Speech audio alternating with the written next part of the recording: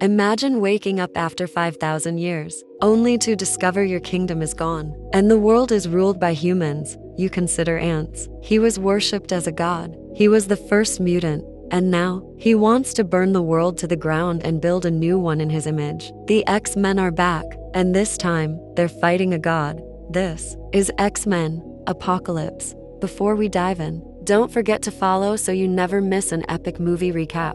Let's break down everything that happened in this explosive chapter of the X-Men saga, full of heartbreak, betrayal, ancient powers, and the rise of one of Marvel's most terrifying villains. We begin in ancient Egypt, where a mutant named Sabah Nur is hailed as a god. He transfers his consciousness from body to gain new powers and remain immortal. But during a ritual, he's betrayed by his own people. A rebellion buries him deep beneath a collapsing pyramid. Flash forward to 1983. The world's just beginning to accept mutants after the events of Days of Future Past. But when cultists accidentally awaken Sabah Nur, he emerges as Apocalypse. Furious at how weak and chaotic humanity has become, he decides it's time to tear it all down and start over. Apocalypse sets out to gather his 4 horsemen mutants he can manipulate and supercharge. He finds Storm in Cairo, turning her into his loyal follower. Then Psylocke, a deadly assassin with a psychic blade. Next is Angel, transformed into a winged warrior with metal blades. And finally Magneto, broken by the murder of his wife and daughter.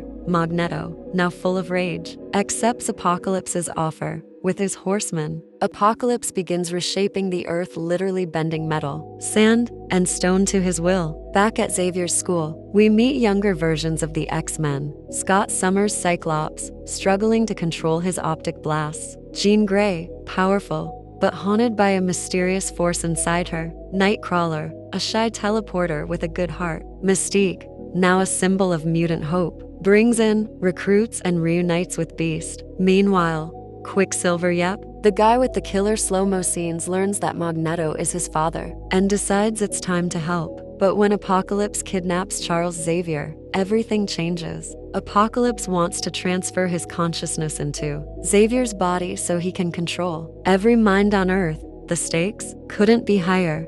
The team's first mission fails. The mansion explodes. The older X-Men are captured. They're taken to a secret Weapon X facility. And who do we find there? Wolverine, wild, enraged, unleashed. Jean Grey releases Logan, and he tears through guards in a brutal escape scene that fans loved. Meanwhile, Apocalypse forces Magneto to manipulate Earth's magnetic field, triggering mass destruction worldwide. But back at the pyramid in Cairo, the X-Men gather for a final showdown. What follows is pure chaos. Quicksilver saves civilians in a jaw-dropping slow-motion sequence. Nightcrawler teleports through enemy attacks. Cyclops finally masters his powers. Magneto turns against Apocalypse when he realizes the cost of his rage. But Apocalypse is still too powerful until Jean Grey steps in. Encouraged by Xavier, she fully unleashes her hidden power, the Phoenix Force. In a burst of flame and fury, Jean disintegrates Apocalypse, one of the most ancient and powerful mutants in history. Gone in seconds,